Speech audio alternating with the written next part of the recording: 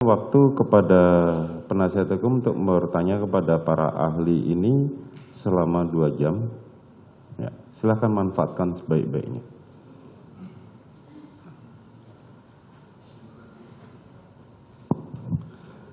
Terima kasih Majelis Hakim.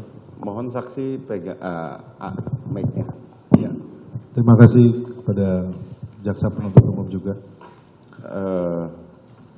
Kepada Romo Magnis terlebih dahulu, mohon maaf Majelis karena Romo Magnis telinga kiri lebih ini, jadi kita akan Pelan-pelan, silakan. Terima kasih Majelis.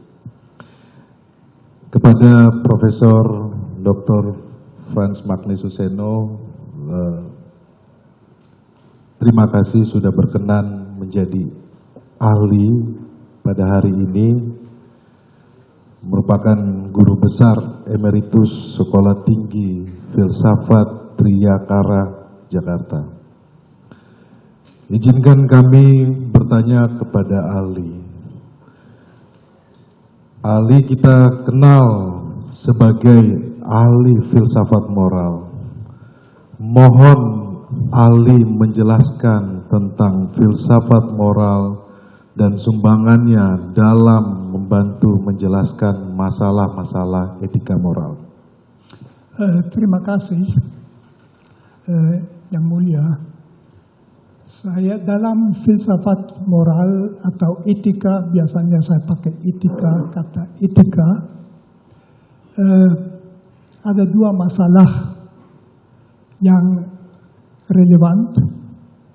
Pertama, suatu perbuatan, kelakuan, sikap secara etis, secara moral dinilai bagaimana dapat dibenarkan secara etis atau tidak dapat dibenarkan. Itu pertanyaan normatif.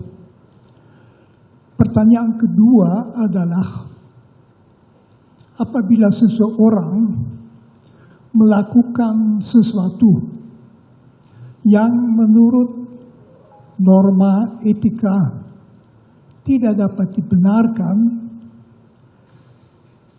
apakah dia harus dianggap secara moral bersalah atau tidak? Bisa saja dia tidak mengerti atau dia bingung. Perkenankan saya sedikit menjelaskan 2 poin ini. Pertama,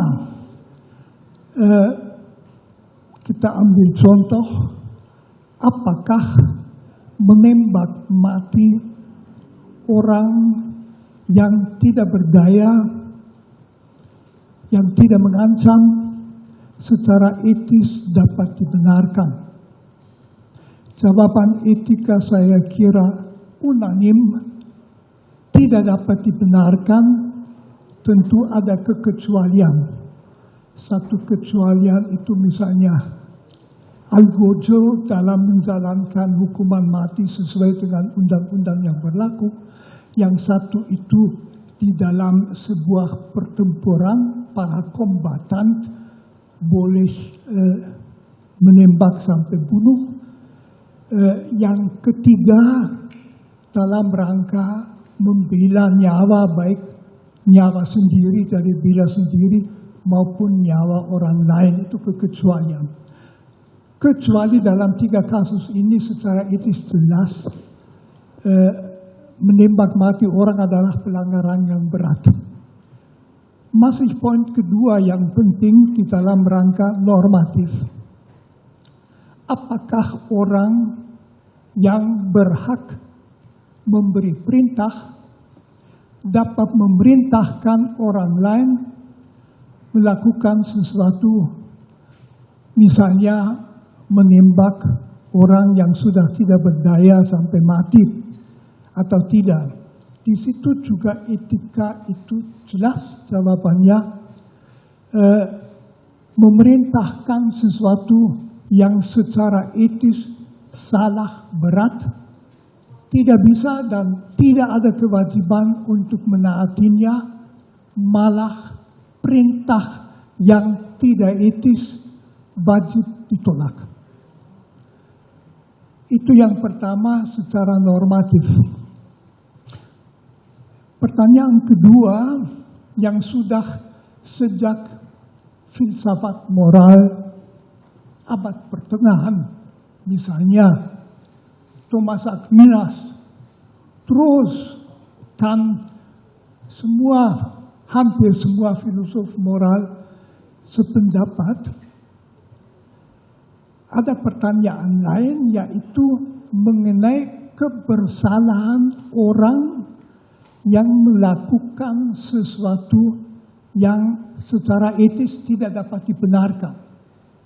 Katakan saja misalnya ada orang yang atas perintah orang lain menembak mati seseorang. Secara etis orang itu sendiri kualitas moralnya harus dinilai bagaimana. Jawaban di dalam etika itu sebetulnya itu tergantung dari kesadaran orang itu pada saat itu. Misalnya tergantung dari suara hati. Suara hati mengatakan apa pada saat itu. Bisa saja dia bingung karena dia berhadapan dengan dua norma. Yang satu itu mengatakan menembak mati orang yang sudah tidak berdaya, tidak bisa dibenarkan, titik. Yang kedua, dia diberi perintah oleh orang yang berhak memberi perintah, wajib ditaati supaya melakukannya, lalu dia harus mengikuti yang mana. Etika normatif tadi mengatakan dia harus menolak melakukan perintah seperti itu. Akan tetapi dalam etika yang memeriksa kebersalahan seseorang, dan itu penting, akan ditanyakan apakah dia mempunyai cukup kejelasan. Misalnya dia bingung. Ada misalnya beberapa unsur yang amat sangat bisa membuat orang bingung. Yang memberi perintah itu bukan sekedar atasan. Misalnya rektor universitas kepada dosennya, melainkan bagaimana kalau misalnya perintah diberikan di dalam rangka militer, dalam operasi militer, atau dalam rangka kepolisian atau BRIMOB kalau mau. Di dalam situasi itu, melaksanakan perintah adalah budaya yang ditanamkan di dalam orang-orangnya. Kita di Indonesia tahu sering suka pakai istilah laksanakan. Laksanakan, tidak tanya you anggap tepat atau tidak, bukan, laksanakan. Atau istilahnya siap. Siap. Dan jadi pokoknya orang itu mungkin juga perlu di dalam situasi. Nah, tambah pertimbangan begini. Polisi adalah salah satu lembaga, satu-satunya, saya ulangi, satu-satunya lembaga dalam masyarakat yang berhak melakukan kekerasan seperlunya, kadang-kadang sampai menembak. Polisi dalam melaksanakan undang-undang boleh memegang orang, mendorong orang, menangkap orang, menahan orang dalam situasi yang membenarkan, boleh menembak. Jadi bagi seorang polisi, rem psikis terhadap menembak mati orang tentu lain daripada orang biasa yang tidak di dalam situasi itu. Lalu faktor yang amat sangat menentukan kebersalahan, apakah orang betul bersalah atau tidak, yang juga akan kelihatan dari apakah dia kemudian menyesal atau tidak. Kalau tidak menyesal ya tidak bisa dikatakan ada kebingungan. Tetapi kalau dia bingung karena berada di bawah pressure waktu. Jadi bukannya dia disuruh oleh atasannya melakukan sesuatu yang tidak benar, tetapi sekarang juga lakukan. Itu tipe perintah yang amat sulit secara psikologis dilawan. Karena siapa dia? Mungkin dia orang kecil, jauh di bawah yang memberi perintah. Udah biasa, laksanakan. Meskipun dia ragu-ragu, dia bingung. Itu tidak berarti bahwa sama sekali tidak ada kesalahan. Tetapi itu jelas menurut etika sangat mengurangi kebersalahan. Saya tidak memakai istilah bisa dimengerti, itu terlalu banyak. Menurut saya, tapi itu saya pendapat, tentu orang mestinya tahu tidak bisa, tetapi dalam situasi bingung. Dalam budaya perintah, laksanakan. Berhadapan dengan atasan yang sangat tinggi mungkin ditakuti. Kebebasan hati untuk masih mempertimbangkan dalam waktu berapa detik yang tersedia mungkin tidak ada. Mungkin ini dulu yang mau saya katakan.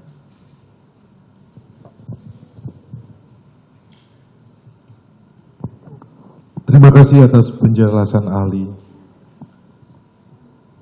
Dalam kajian filsafat moral, tadi ahli sampaikan terkait dengan suara hati sebagai panduan moral. Mohon dijelaskan tentang suara hati dalam mengambil keputusan, juga faktor-faktor apa saja yang mempengaruhi suara hati dalam mengambil keputusan.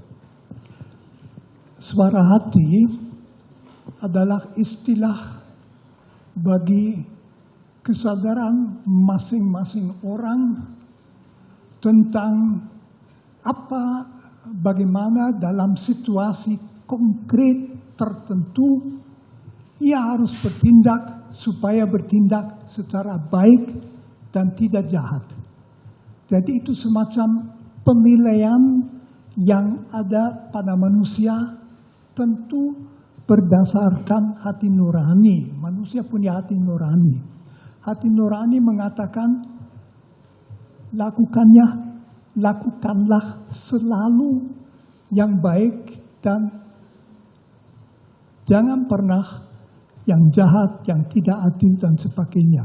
Nah, dalam situasi konkret, misalnya saya di restoran dan ada orang lain duduk, lalu dia pergi, saya melihat ketinggalan dompetnya. Jadi situ suara hati akan mengatakan apa mungkin? Puji Tuhan saya dapat duit, atau dia merasa wah ini bukan hak saya, mungkin masih bisa mengejar suara hati. Dalam setiap situasi orang punya itu. Nah, suara hati dipengaruhi oleh kesadaran-kesadaran etis. Misalnya saya mengandaikan bahwa orang normal tahu membunuh orang lain tidak dapat dibenarkan. Itu di satu pihak. Di lain pihak dia berhadapan dengan perintah tegas dalam budaya, laksanakan, maka suara hati itu, dan dia tidak punya waktu untuk duduk, apalagi untuk berunding dengan orang lain, bagaimana sebaiknya di situ. Tidak, masalah 30 detik, 1 menit, ya diputuskan langsung, akibatnya mungkin mengancam dia juga. Nah, di situ suara hati sering akan bingung. Bisa juga dia bertindak menurut suatu naluri. Misalnya naluri laksanakan perintah. Itu ditanamkan di dalam dia tentu saja. Dan Bisa saja belakangan, sehari kemudian, 10 hari kemudian, dia menyadari kok aku buat seperti itu. Dalam etika dikatakan itu tidak berarti bahwa sebelumnya pada saat dia bertindak, dia secara moral bersalah. Katakan saja saya mau memakai kata agama, dalam pandangan Tuhan, dia tidak akan dianggap sebagai seorang pendosa besar karena Tuhan juga tahu manusia bisa bingung. Tidak tahu apa menjawab.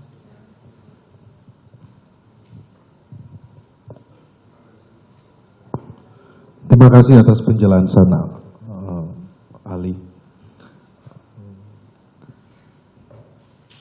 Baradae adalah seorang anggota Polri yang terikat oleh kewajiban untuk mengikuti perintah atasan, termasuk saat diperintah untuk menembak orang. Bagaimana saudara Ali melihat tersebut dari sudut pandang etika? Dari sudut pandang etika, di situ kita bicarakan dengan sebuah dilema moral. Di satu pihak, harusnya dia tahu bahwa yang diperintahkan itu tidak boleh diperintahkan. Tentu di situ juga bisa dipertanyakan apakah misalnya dalam budaya yang sangat mementingkan perintah, batas wajib melaksanakan perintah dibicarakan. Saya tidak tahu sama sekali hal itu. Jangan-jangan para, katakan saja misalnya di polisian, para polisi itu hanya dididik, pokoknya kamu harus taat selalu. Nah, secara etis dalam dilema itu bisa saja kejelasan penilaian yang bersangkutan itu yang jelas merasa amat susah karena berhadapan di satu pihak menembak sampai mati bukan hal kecil, setiap orang tahu, dia tahu juga. Di lain pihak yang memberi perintah itu orang yang juga dalam situasi tertentu malah berat memberi perintah untuk menembak mati. Jadi di situ di dalam dia dari sudut etika dalam situasi bingung, etika akan mengatakan kamu, saya, jangan begitu saja mengutuk atau mempersalahkan dia. Objektif dia salah. Dia harus melawan, tetapi apakah dia bisa mengerti? Dan dalam etika pengertian, kesadaran itu merupakan unsur kunci. Terima kasih, Saudara Ali. Tadi Saudara Ali menyampaikan terkait dengan dilema moral. Dalam perkara ini fakta terjadi bahwa ada relasi kuasa yang sangat jauh antara terdakwa Richard Eliezer dengan terdakwa Ferdy Sambo. Pak Saudara Ali bisa menjelaskan dari sisi filsafat etika dengan terkait relasi kuasa? Itu tentu relasi kuasa adalah sesuatu yang amat sangat biasa bagi manusia. Relasi kuasa pada dasarnya adalah bahwa orang berada dalam situasi di mana dia atau berwenang memberi perintah yang harus ditaati atau dia wajib melaksanakan perintah. Relasi kekuasaan itu umum di dalam bisnis, di perguruan tinggi, dalam ya di keluarga mungkin tidak, tapi lewat bagi anak, di dalam setiap organisasi tentu ada struktur, ada atasan paling atas dan sebagainya. Jadi relasi kekuasaan adalah situasi. Kalau kita ambil kepolisian, tentu saja relasi kekuasaan itu sangat penting karena fungsi polisi di dalam masyarakat juga sangat penting. Polisi itu yang membantu negara supaya pelanggaran hukum tidak terjadi, dan kalau terjadi diberikan sanksi. Polisi yang melaksanakan itu. Karena itu di dalam rangka polisi relasi kekuasaan sangat jelas siapa yang memberi perintah, siapa yang harus menaati. Kalau saya tidak salah observasi itu bahkan kelihatan dalam dua orang polisi ketemu, kalau yang satu lebih tinggi kelihatan dengan bentuk tubuh itu berbeda. Itu di dalam bisnis tidak demikian. Jadi relasi kekuasaan di situ berarti bahwa orang yang dalam relasi harus taat selalu akan mengalami tegangan, kesulitan kalau dia diperintah sesuatu yang dia sendiri merasa tidak boleh dilaksanakan. Itu masalahnya.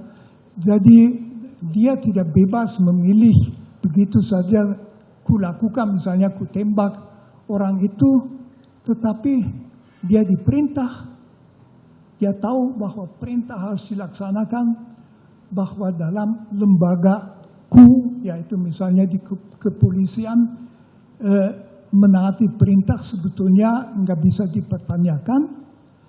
Nah itu yang lalu berarti kalau dia melakukan sesuatu yang secara etis ansih pada dirinya sendiri tidak bisa dibenarkan, bisa juga dianggap bahwa dia tidak sepenuhnya bertanggung jawab atas itu.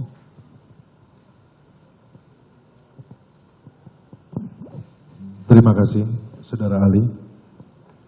Bahwa dalam peristiwa penembakan yang dilakukan Eliezer terhadap almarhum Joshua, apakah Saudara ahli melihat penembakan dapat dikategorikan sebagai suatu kejahatan etis yang besar setelah penjelasan Saudara ahli yang sebelumnya? Khusus untuk peristiwa penembakan yang dilakukan oleh Eliezer terhadap almarhum Joshua, apakah menurut Saudara ahli penembakan itu dapat dikategorikan sebagai suatu kejahatan etis yang besar yang tadi Saudara ahli sudah jelaskan bahwa dia berdasarkan perintah? Jadi dalam etika itu memang selalu dibedakan antara yang normatif dan kebersalaan seseorang.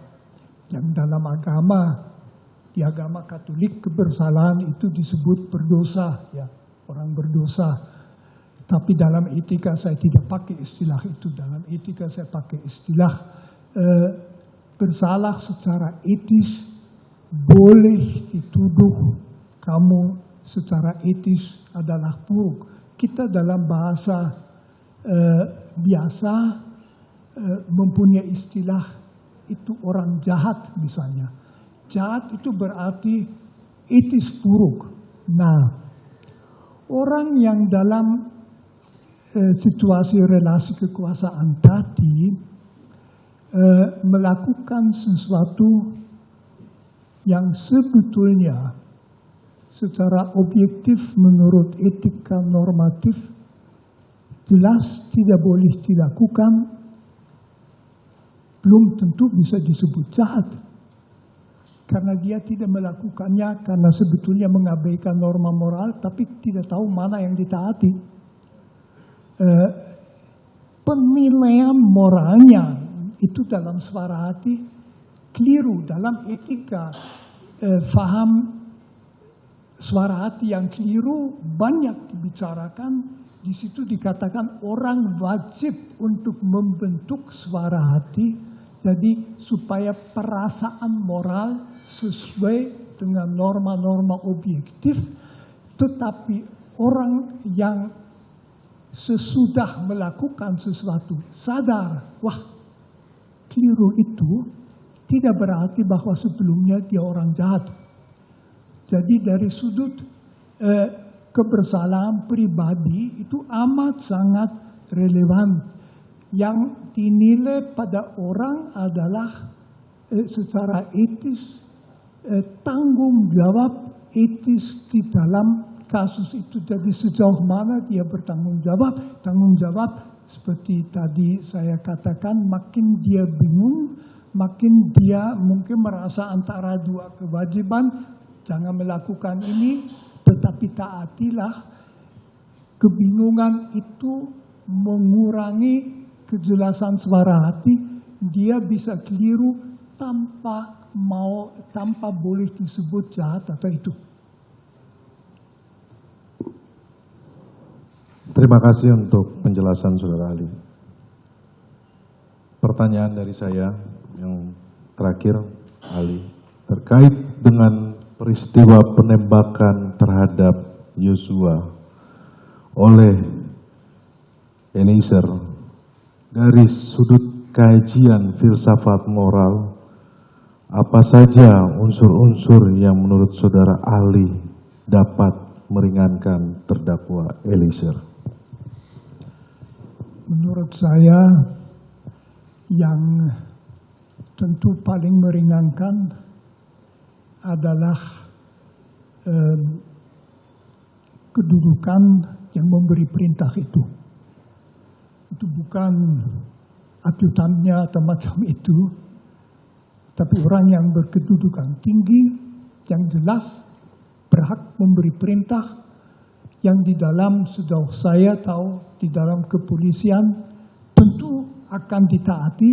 Jadi tidak mungkin orang katanya Eliezer itu 24 tahun umurnya, jadi masih muda itu, ya laksanakan, itu budaya laksanakan.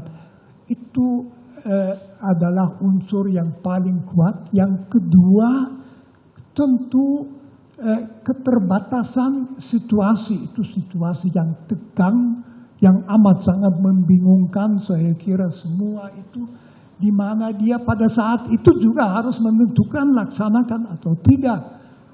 Tidak ada waktu untuk melakukan suatu pertimbangan matang, di mana kita umumnya kalau ada keputusan yang penting mengatakan coba ambil waktu tidur dulu. Dia situ bisa tidur, dia harus langsung bereaksi. Menurut saya itu tentu dua faktor yang secara etis sangat meringankan. Tambahan satu poin yang tadi saya sebutkan juga, dalam kepolisian seperti di dalam situasi pertempuran militer, dalam kepolisian memang bisa ada situasi di mana atasan memberi perintah tembak. Itu di dalam segala profesi lain tidak ada itu, di mana perintah itu. Jadi bahwa seorang atasan polisi memberi perintah tembak itu tidak total, sama sekali nggak masuk akal. Kalau ketua sekolah tinggi filsafat Driakara tersinggung berat menyuruh saya punya pistol, saya tidak punya, menembak, ya jelas saya ke masa. Tapi di polisi itu lain, karena atasannya dia dalam situasi tertentu bisa memberikan, berarti juga bahwa resistensi di dalam yang menerima perintah itu lebih lemah, karena dia tahu itu kadang-kadang mungkin. Ini jawaban saya.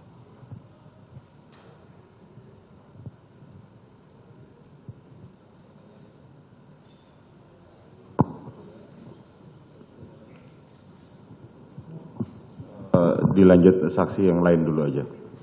Kita tutup ini, Mulia. Habis satu pertanyaan, okay. Setelah sudah selesai, Romo. Baik, terima kasih Yang Mulia, terima kasih Romo.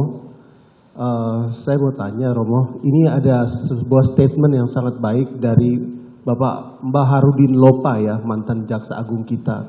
Baharudin Lopa. Beliau ya, Pak Baharudin Lopa, mantan Jaksa Agung.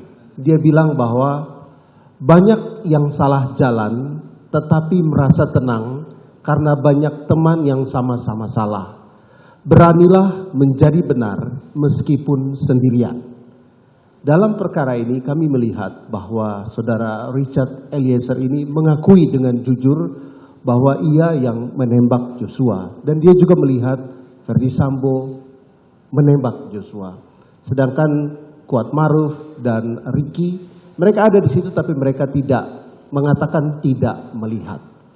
Nah, kami melihat bahwa apa yang dilakukan oleh Richard Eliezer ini adalah dia telah berani menjadi benar walaupun dia sendirian.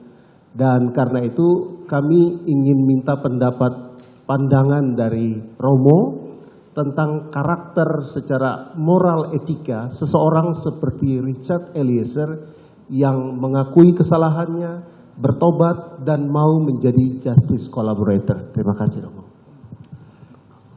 Ini tentu menunjukkan bahwa belakangan yang bersangkutan menyadari bahwa dia seharusnya tidak melakukannya. Saya tentu mengandaikan juga bahwa yang menjadi justice collaborator karena memang ingin supaya kebenaran itu terangkat. Saya anggap ini suatu keinginan yang sangat wajar dan juga perlu supaya kasus itu menjadi jelas. Jadi dia sesudah menyadari apa yang dilakukan, dengan cara itu barangkali saya kan bukan seorang psikolog, barangkali dia mau melakukan sesuatu yang dalam etika selalu dituntut. Kalau suara hati keliru, belakangan kelihatan suara hati keliru, etika mengatakan tidak berarti tadi kamu bersalah, tetapi sebisa-bisanya akibat buruk kekeliruanmu pada orang lain perlu ditiadakan. Jadi berusaha supaya dia tidak menderita karena kamu tadi keliru. Mungkin saya bisa mengerti bahwa mau menjadi justice collaborator juga berarti sekurang-kurangnya ikut membantu supaya kasus yang kompleks dan buruk itu dapat mencapai kejelasan. Fran Magnis Suseno. Saya awali dari Romo terlebih dahulu. Tadi Romo sudah menjelaskan bahwa tidak ada kewajiban untuk mentaati suatu perintah yang salah atau perintah yang bertentangan dengan moral dan etika. Demikian ya Romo ya.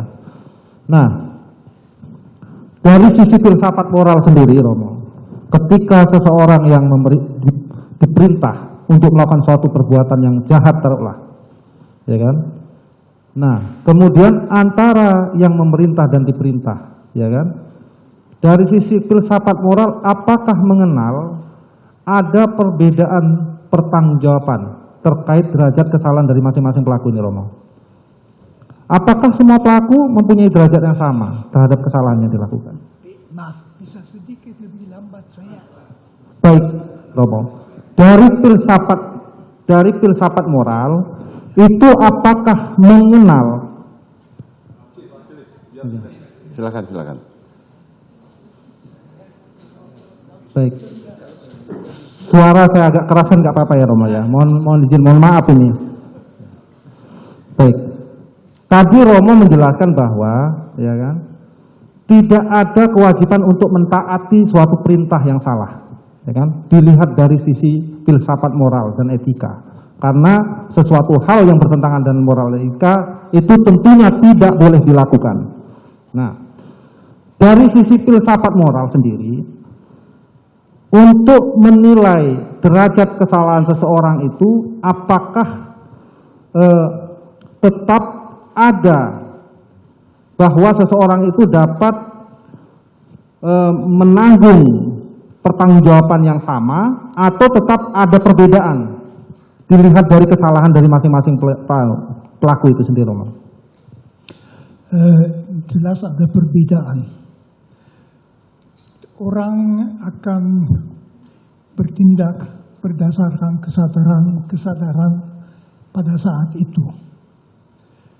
Tentu orang bisa punya kesadaran yang jahat, tapi bisa juga dia bingung. Misalnya dia menyadari bahwa menembak orang tidak bisa dibenarkan sama sekali.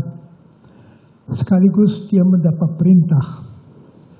Kalau dia ada di bawah pressure, pertama pressure waktu, kedua pressure budaya ketaatan yang dalam kepolisian amat penting.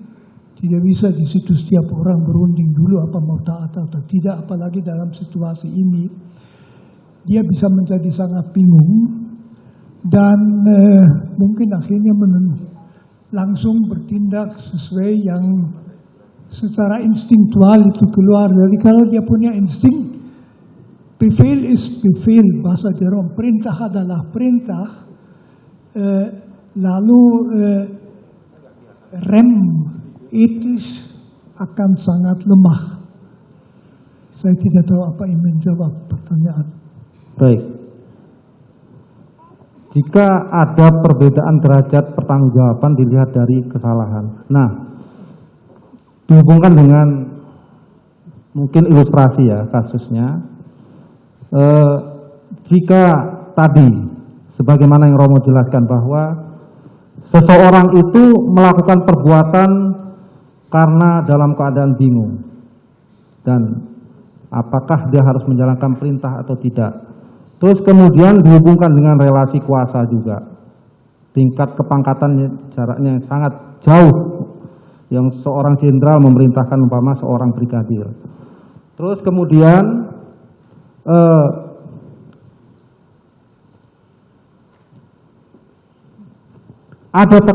mungkin ada tekanan-tekanan yang harus dia laksanakan seketika itu juga. Dan kemudian setelah melakukan itu, ya kan, kemudian dia menyadari dan kemudian berusaha untuk membuka tabir kejahatan yang dilakukan itu tadi. Nah, dari sisi ini, Romo, antara yang memberi perintah dan yang diperintah tadi, sesuai dengan yang Romo jelaskan, ini secara pertanggungjawaban pidananya, ini lebih berat yang mana, Romo? Apakah orang yang memberi perintah atau yang diberi perintah? Menurut saya jelas yang memberi perintah ini sesuatu yang saya bukan ahli ya, tapi saya ikuti di dalam pembicaraan mengenai yang terjadi di zaman Nazi di Jerman, di mana berulang kali orang melakukan perintah-perintah karena diperintahkan, mungkin juga karena dia terancam kalau tidak melaksanakan perintah, tapi juga tanpa ancaman itu. Ada satu budaya di mana orang sepertinya tidak dididik dan tidak dilatih untuk bertanggung jawab. Jadi lalu ya ikut saja yang diperintahkan dengan selalu memperhatikan tekanan waktu itu terjadi dalam tersedia beberapa detik untuk mengambil sikap dalam kasus ini. Jadi menurut saya jelas tanggung jawab yang memberi perintah itu jauh lebih besar. Malah katakan saja yang diperintah itu orang kecil ya. Orang kecil biasa melakukan karena dia juga tahu akibatnya buruk kalau tidak melakukannya. Baik, berarti orang yang mempunyai kuasa dan memberi perintah menurut Romo adalah orang yang mempunyai tanggung jawab besar terhadap perintah yang dia berikan kepada pemberi perintah, walaupun tadi sebagaimana yang Romo perintahkan, perintah yang jahat itu tetap tidak boleh dilakukan secara filsafat moral dan etika. Demikian moral. Betul, betul. Ya. Baik. Pak Prof tadi mengatakan bahwa filsafat moral dan etika itu sumbernya bisa dari norma, bisa dari hukum negara, bisa dari ajaran agama. Benar ya Pak Prof? Jadi yang pertanyaan saya di sini, terdakwa ini ketika dia disumpah tadi, dia berdasarkan keyakinannya agama Kristen. Dalam ajaran agama kita tidak boleh menghilangkan nyawa, menghilangkan nyawa. Pertanyaan saya, di dalam kasus ini sebagaimana fakta-fakta yang muncul di persidangan dari awal persidangan sampai sekarang ini, tidak ada gambaran antara terdakwa Richard dengan korban Yosua ada dendam. Tidak ada dendam, bahkan itu pengakuan daripada terdakwa sendiri. Tetapi terdakwa mau melakukan penembakan. Bagaimana pendapat ahli terkait perilaku moral atau etis? Yang mana dari sisi moralitas yang saya tayangkan bersumber dari hukum agama. Seperti karena dia berkeyakinan agama Kristen. Di dalam Matius 5 ayat 21a berbunyi demikian. Kamu telah mendengar dari ajaran agama. Kamu telah mendengar yang difirmankan kepada nenek moyang kita. Jangan membunuh. Siapa membunuh harus dihukum. Tolong dulu Pak Prof dikaitkan dengan hukum ajaran moralitas dari agama. Ya. Nah, sejauh saya tangkap, pertama saya sedikit minta maaf karena saya selalu sulit menangkap loudspeaker, tetapi jadi nanti ditanyakan lagi kalau saya tidak menjawab. Jadi pertanyaan saya Pak Prof begini. Tak tanpa speaker. Pelan-pelan ya? Oke.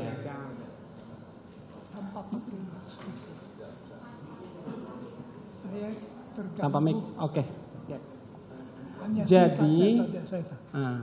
Jadi terdakwa ini orang yang sangat rajin dalam melakukan spiritualnya, kegiatan spiritualnya sebagaimana tadi hasil daripada penelitian para ahli. Dia rajin termasuk dalam hal beribadah. Di dalam kegiatan beribadah itu tentu ada hal-hal yang didapat. Seperti dalam fakta-fakta persidangan Pak Doktor, di dalam fakta persidangan mulai dari awal persidangan ini sampai sekarang ini tidak ada dendam pribadi antara terdakwa dengan korban.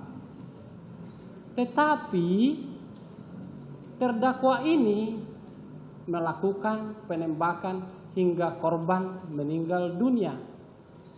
Sebagaimana dalam kitab Injil ada tertulis di Matius 5 ayat 21. Kamu telah mendengar yang difirmankan kepada nenek moyang kita. Jangan membunuh. Siapa membunuh harus dibunuh. Harusnya kalau menurut pendapat tadi bahwa dia orang yang rajin, arti yang tak dalam spiritual, harusnya dia tahu ayat ini. Tolong dijelaskan Pak Prof. Ya tentu saja bahwa orang beragama itu tahu bahwa ia tidak boleh membunuh dan sebagainya. Tetapi di dalam agama kita juga tahu bahwa orang tidak menaati yang menjadi perintah agama. Jadi masalahnya di situ pun tidak ada dendam. Karena itu cukup jelas motivasi perbuatan itu bukan suatu motivasi pribadi sama sekali, tetapi pelaksanaan perintah yang diberikan oleh yang berhak memberi perintah, di mana seharusnya dia tahu bahwa perintah seperti itu tidak dilaksanakan.